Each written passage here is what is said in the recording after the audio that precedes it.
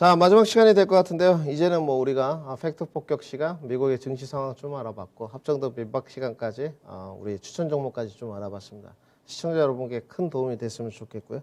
늘 이 시간을 통해서 조금은 단기 종목을 추천드리는 쪽인데 신흥 SC 같은 경우는 장기 투자에 조금 더 적합하지 않나 번외로 좀 말씀을 드리고, 그러면 이제 금주의 주식 플로우라는 시간으로 한번 알아봐야 될 것 같습니다. 과연 이번 주에 과연 주식의 흐름이 어떻게 될 것이다 좀 짚어봐야 될 것 같은데요.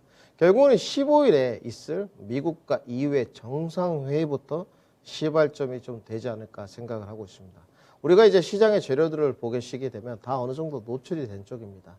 우리가 소비자 물가지수도 상당히 확인을 했고, 가이던스보다 뭐 5% 가까이 상회하는 수치가 나왔지만 시장은 오히려 미국의 10년물 국채금리를 내려가는 그런 아주 뭐 호재 장세가 좀 연출되었다 말씀을 드려야 될 것 같고요.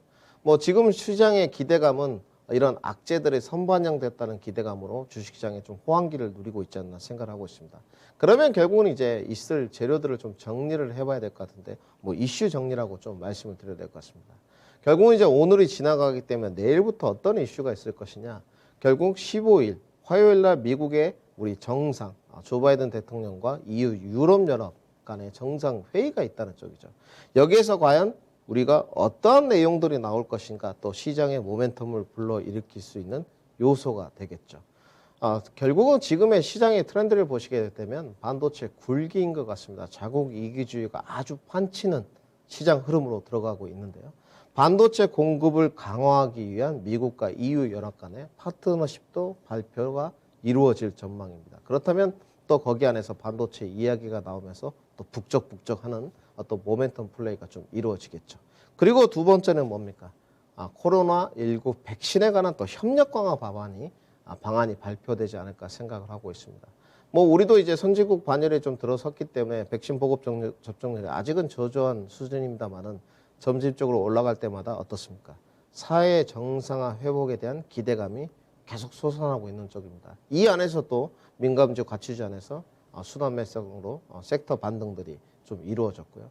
그러면 미국과 이제 유럽에 관해서 글로벌 협력 강화 방안이 마련된다면 더더욱 어떤 펀더멘탈이 강화되면서 어떻습니까? 사회 정상화 회복 기대감이 글로벌 전반에 퍼지는 계기가 되지 않을까 좀 생각을 하고 있고요. 그렇다면 우리가 또 주목해야 될 이번 주에 주식의 플로우는 무엇이냐? 역시나 FOMC인 것 같습니다. 이제 화요일 밤 우리 시간으로는 주식시장에 수요일부터 좀 반영이 될 것 같은데, 이 부분에 관해서는 의견이 좀 첨예하게 갈리는 것 같습니다. 기대감이 선반영되었다. 아니다. 무슨 소리냐? 확인해 봐야 된다. 의견이 갈리는 쪽인데 뭐 다 일장일단이 있는 것 같습니다. 저 김민준의 주관적인 표는 어느 정도 악재적인 요소는 좀 선반영되지 않았냐 이렇게 좀 말씀을 드리고요. 단지 그렇다면 이런 주식의 악재적인 요소가 다 선반영되었기 때문에 시장이 추세적인 상승 랠리를 이어갈 수 있을 것이냐, 여기에 대해서는 의구심이 좀 남아 있습니다. 우리가 좀 알아봐야 될 것 같은데요. 그러면 시장의 추가적인 상승 랠리보다는 접근 포인트를 우리 시청자 여러분들 어떻게 가셔야 되겠죠? 이제 우리 시청자분들이 가장 주의해야 될 분이 가치주에서 성장주로 바로 넘어가 버리는 것이 아니냐, 이렇게 보시는 분들이 많아요. 저는 아니라고 보는 쪽이고요. 결국은 상승 랠리보다는 단편적으로 상승은 나오겠지만 성장 주도주에 관한 순환매 관점이 좀 이루어지지 않을까. 그것이 뭐 6월 말 정도에서 7월 추순까지는 좀 이루어질 것 같습니다. 단지 이슈를 보게 되면 이제 악재적인 요소가 다 반영이 되었지만, 만약에 FOMC 때 제롬 파월 의장이 나와서 어떻습니까? 테이퍼링 축소가 연말임을 암시하는 그런 좀 발언을 한다면 시장에 단기 충격은 올 수밖에 없습니다. 그러면 뭐 장기 투자 관점에서는 문제가 없겠지만 어떻습니까? 성장 주도주의 트레이딩을 좀 하셨던 분들은 좀 준비를 하셔야 되겠죠. 리스크 관리를. 그래서 테이퍼링 축소가 연말 암시로 나오느냐를 FOMC 때 좀 확인해야 된다고. 그러면 언제쯤 금리 인상에 대한 확정적인 시그널이 나올 것이냐? 저 김민주는 오늘 처음으로 말씀드립니다. 잭슨홀은 맞는데 이거는 세모입니다. 최근에 이 내용에 나온 내용은 다 몇몇 전문가들도 이야기를 하는 쪽입니다. 제가 봤을 때 정확한 가이드라인을 제시하는 것은 연준은 제 김민준이 처음으로 말씀드립니다. 주식 투자의 실에서 원매수에서 백신 접종률이 100%에 근접했을 때 명확한 가이드라인을 제시할 겁니다. 왜냐하면 연준은 인내심을 계속 요구할 것이다. 이런 문구를 많이 보셨을 거예요. 왜 그 인내심을 요구하느냐?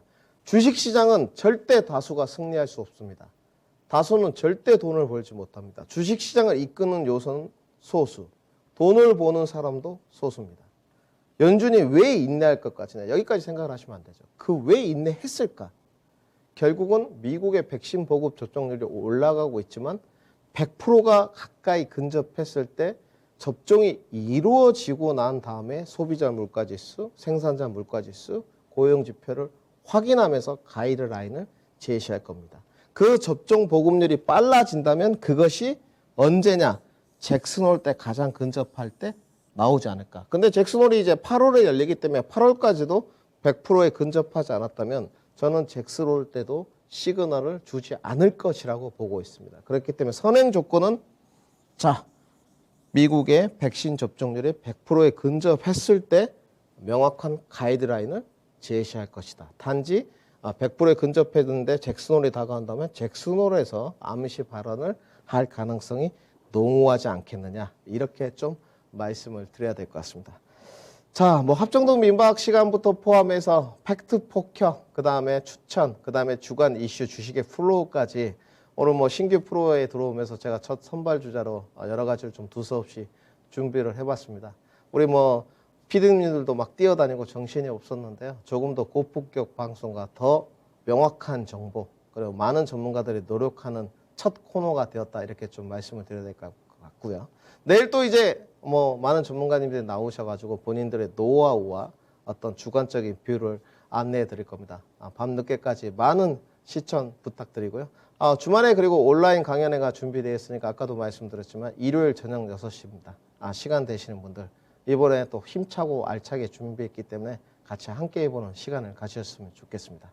자, 밤 늦은 시간까지 우리 신규 프로 두서없었습니다만은 주식의 신 투자 원매쇼 김민준 전문가와 함께 했었습니다. 감사합니다.